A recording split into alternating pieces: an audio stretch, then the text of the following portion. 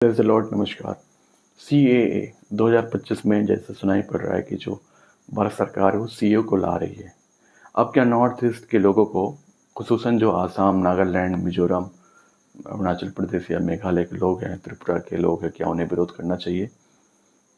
तो मेरा आंसर है येस। लेकिन विरोध करने से पहले हमें सीएए को फिर से एक बार उसे चेक करना पड़ेगा। जब 2019 में सीए आया था, मैं आपको इसकी थोड़ी सी बैकग्राउंड बताता चलूँ। सीए होता क्या है? CA means as we know that citizenship amendment act. और सीए को बनाने का जो मेन रीजन था वो था रिलीजन। तो as we know that in 1947 में जो भारत का जो अनडिवाइडेड इंडिया था उसका डिवीजन हुआ था, वो हुआ था on the basis of religion. Mohammad Ali Jinnah ने और लियाकत अली खान ने जो मुस्लिम्स के लिए एक अलग मदरलैंड की बात की थी। और जो उस वक़्त जो भारत के वायसराय थे ब्रिटेन, और गांधी जी से मिलकर उन्होंने कहा कि हमें यानी मुस्लिम्स को एक अलग मदरलैंड चाहिए, एक अलग कंट्री चाहिए, जहाँ पे मुस्लिम्स की इंटेंसिटी ज़्यादा होगी, पॉपुलेशन ज़्यादा होगी, उन्हें आप एक अलग कंट्री बना के दे दें। क्योंकि उनका कहना यह था कि जो मुसलमान हैं और जो गैर मुस्लिम हैं, गैर मुस्लिम में हिंदू भी आते हैं, क्रिश्चियन भी आते हैं, बुद्धिस्ट भी आते हैं, जैन भी आते हैं, सिख भी आते हैं, पारसी भी आते हैं। उनका ये कहना था, जिन्ना और जो उनकी पार्टी थी, कि जो मुसलमान है वो एक अलहदा मीन्स एक सेपरेट नेशन है, एक सेपरेट सिविलाइजेशन है, और वो नॉन मुस्लिम के साथ सर्वाइव नहीं कर सकते हैं, रह नहीं सकते हैं, क्योंकि उनका खाना पीना अलग है, कल्चर अलग है, फूड अलग है, रिलीजन अलग है, इबादत का तरीका अलग है। इसी बेस पे इंडिया को डिवाइड किया गया। अगर हम लोग इस चीज़ को देखें, जो सीए है, अगर हम लोग देखें एक नॉन मुस्लिम के पॉइंट ऑफ व्यू से, यानी कि एक क्रिश्चियन के पॉइंट ऑफ व्यू से, एक हिंदू के पॉइंट ऑफ व्यू से, एक बुद्धिस्ट या एक जैन के पॉइंट ऑफ व्यू से, तो ये बिल्कुल सही दिखता है। लेकिन अगर इसे हम लोग रेशनली देखें, यानी कि कॉन्स्टिट्यूशन के पॉइंट ऑफ व्यू से देखें, तो ये गलत है। क्योंकि भारत का जो संविधान है वो सारे धर्मों को बराबर मानता है और हर व्यक्ति को, हर इंसान को ये आज़ादी देता है कि वो कौन से धर्म को, कौन से मजहब को, कौन से पंथ को फॉलो करेगा। ठीक है, तो चलिए, अगर हम देखें सीए में 2019 जो आई थी उसमें कुछ कमियां थी। कमियां क्या थी? जो पहले हो गया हिस्ट्री में, उससे अगर उसी चीज़ को आप फिर से रिपीट करोगे तो अगेन कंट्री में जो है लड़ाइयाँ होंगी, दंगे होंगे, झगड़े होंगे, फसाद होंगे। इससे कंट्री की डेवलपमेंट रुक जाएगी। इससे कोई फ़ायदा नहीं है। जो पिछले पास्ट में जो हो चुका है वो हो चुका है, उस पर हमें पानी डालना है और हमें आगे बढ़ना है। यानी कि हमें सारे लोगों को, whether they are Hindu, whether they are Muslim, whether they are Christian, whether they are Buddhist, whatever the religion they are following, उन सबको हमें एक्सेप्ट करना है। तो सीए में जो पहली कमी है, ये जो मुस्लिम कम्युनिटी है उसे डाला नहीं गया, दैट मस्ट बी इंक्लूडेड। दूसरी ये है कि जो सीए में जो कट ऑफ डेट है, सीए में जो कट ऑफ डेट है वो दे रखी है 31 दिसंबर 2014। यानी कि जो भी व्यक्ति 31 दिसंबर 2014 से पहले भारत में आ गया है और उसने सिटीजनशिप के लिए अप्लाई कर दिया है, तो आसानी के साथ भारत का सिटीजन बन सकता है। अगर वो हिंदू है, बुद्धिस्ट है, क्रिश्चियन है, जैन है, यानी कि मुस्लिम ना हो तो वो बन सकता है। ठीक है ना?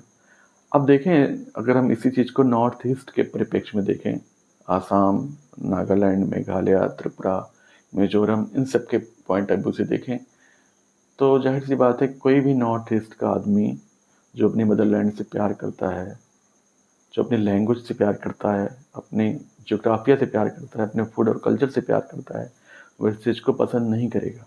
कोई भी ट्राइबल, चाहे वो ट्राइबल हो, चाहे वो नॉन ट्राइबल ही क्यों ना हो। Non tribal in the sense जो बाहर से लोग आ रहे हैं और वो 50 साल, 80 साल से आसाम और त्रिपुरा और इन सब में रह रहे हैं, 100 साल से रह रहे हैं, उनकी भी मैं बात कर रहा हूँ।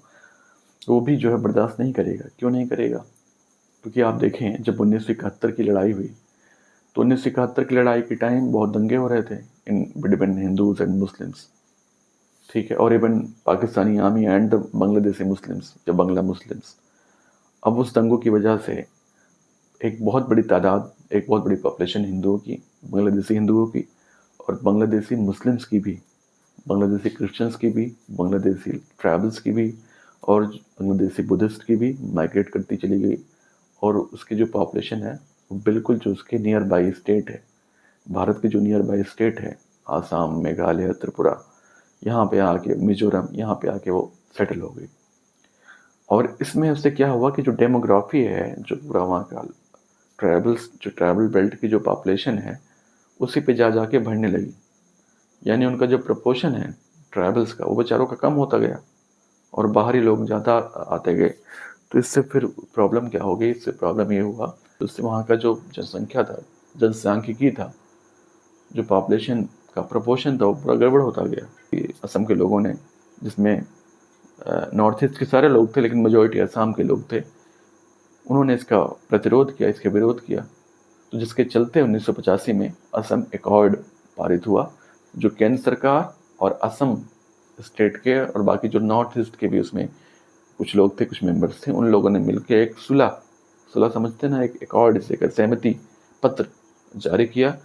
कि जो सहमति पत्र के अंदर ये मेंशन था वो कि 24 मार्च 1971 से पहले जितने भी लोग, doesn't matter what the religion they are following, वो बांग्लादेश से अगर माइग्रेट कर चुके हैं, पलायन कर चुके हैं और आसाम नॉर्थ ईस्ट में रह रहे हैं, नागालैंड में रह रहे हैं, त्रिपुरा में रह रहे हैं, तो उन्हें अलाउ किया जाएगा। वो आसानी के साथ नॉर्थ ईस्ट के सिटीजन बन सकते हैं। लेकिन उसके बाद नहीं, उसके बाद वो इलीगल लोग होंगे जो 24 मार्च 1971 के बाद आएंगे। अब जब सीए को 2014 में 2000 जब सीए को 2019 में भारत सरकार ने पुनः इसको वापस लाया, तो उसमें ये जो कट ऑफ डेट है 24 मार्च 1971, उसे वहाँ पे मेंशन नहीं किया था, उसको बढ़ा के कर दिया 31 दिसंबर 2014, यानी तकरीबन 44 साल डेट बढ़ा दी, 44 ईयर। Can you believe? एक नॉर्थ ईस्ट का पढ़ा लिखा इंसान, एक जागरूक इंसान जो बहुत अवेयर है, एक नॉर्थ ईस्ट का ट्राइबल या फिर नॉर्थ ईस्ट के वो लोग जो कि सैकड़ों साल से रह रहे हैं, लोकल लोग, वो इससे बर्दाश्त बिल्कुल नहीं करेंगे। इसलिए नॉर्थ ईस्ट में जगह जगह व्यापक प्रदर्शन हुए, विरोध हुआ सरकार के खिलाफ, एजेंसियों के खिलाफ। जाहिर सी बात है, कैसे हो सकता है भाई, आपने जो एकॉर्ड है उसके हिसाब से डेट 1971 है, जो सन है 24 मार्च 71 है, और आप बढ़ा के कर रहे हो 2014। ये 44 साल कट ऑफ डेट क्यों बढ़ा रहे हैं आप? अब 44 साल में आप सोचिए कितना माइग्रेशन हुआ है। आपको मैं बताता चलूँ कि 44 साल में जो नंबर ऑफ माइग्रेशन हुआ है वो 700% हुआ है, 700%। बताइए इतना तेजी के साथ। यानी आप ऐसे समझें कि अगर 1971 में 1000 रही होगी पॉपुलेशन, तो अब 2014 में उसका आप ऐड कर लें, 1000 का 750% आप निकालेंगे तो 1000 इंटू 750/100 तो हो जाएगा 7500। 1000 का 7500 हो गया है। मैं एक एग्जाम्पल बता रहा हूँ, तकरीबन 7.5 गुना लोग बढ़ गए। यानी कि अगर 1971 में 24 मार्च 1971 से पहले अगर 1000 लोग, लेट्स से एन एग्जाम्पल, वो पलायन करके नॉर्थ ईस्ट में रह रहे थे ट्राइबल्स के साथ, अब वो अगर 2014 में हम लोग काउंट करें तो 2014 में यानी 44 सालों में जो उनकी पॉपुलेशन है वो 750% बढ़ गई। यानी कि 1000 का 750% आप निकालेंगे, परसेंट निकालेंगे तो 7500 हो जा रहा है। 7500, कैन यू बिलीव दिस? यानी 7.5 गुना, पहले 1000 थी अब 7500 हो गई, यानी कि 7.5 गुना बढ़ गई पॉपुलेशन। मैं 1000 का एक एग्जाम्पल बता रहा हूँ, वैसे तो लाखों में, अगर मान लीजिए 10 लाख है तो बढ़ के जो है हो गया है 75 लाख। इतने बाहरी लोग वहाँ पे रह रहे हैं। तो जाहिर सी बात है वहाँ का जो पूरा रीति रिवाज है, जो कल्चर है ट्राइबल्स का, जो उनका रहना खाना, उनकी जो ज़मीन जंगल है, जो लैंड है, जो रिसोर्सेज हैं, जाहिर सी बात है वो फिर उस पर कब्जा हो जाएगा, चाहे वो किराए पे दे के हो और चाहे कोई खरीद ले। तो अगर ज़्यादा ये चांसेस हैं कि 2025 में फिर से सीए के आने के चांसेस हैं, तो अगर हमारी गवर्नमेंट जो है, जो कट ऑफ डेट है वो 31 मार्च 2014 को चेंज करके 24 मार्च, अगर हमारी जो गवर्नमेंट ऑफ इंडिया है जो कट ऑफ डेट सीए के अंदर मेंशन है 31 दिसंबर 2014, उसको अगर चेंज करके वो 24 मार्च 1971 करती है, तो भाई नॉर्थ ईस्ट के लोग इसको एक्सेप्ट करेंगे, क्योंकि ये असम एकॉर्ड भी है और असम के लोग और बाकी नॉर्थ ईस्ट के लोगों ने इस पर सहमति भी बनाई थी, इसको एग्री भी किया था इस पर। तो अगर वो करते हैं तो बिल्कुल एक्सेप्ट होगा। लेकिन अगर ये डेट नहीं करेंगे तो जाहिर सी बात है व्यापक विरोध होगा पूरे नॉर्थ ईस्ट में। फिर से अगर 2025 में सीए आएगा, क्योंकि हमें अपने लोकल ट्राइबल्स को और जो लोकल लोग हैं आसाम में, त्रिपुरा में, मिजोरम में, नागालैंड में, अरुणाचल में इधर रह रहे हैं, उनके कल्चर को, उनके पॉपुलेशन को बचाना है, उनके जल जमीन जंगल को बचाना है, और यही हमारा परम कर्तव्य है।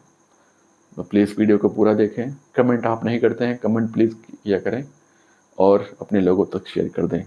जय हिंद, जय भारत, प्रेज द लॉर्ड।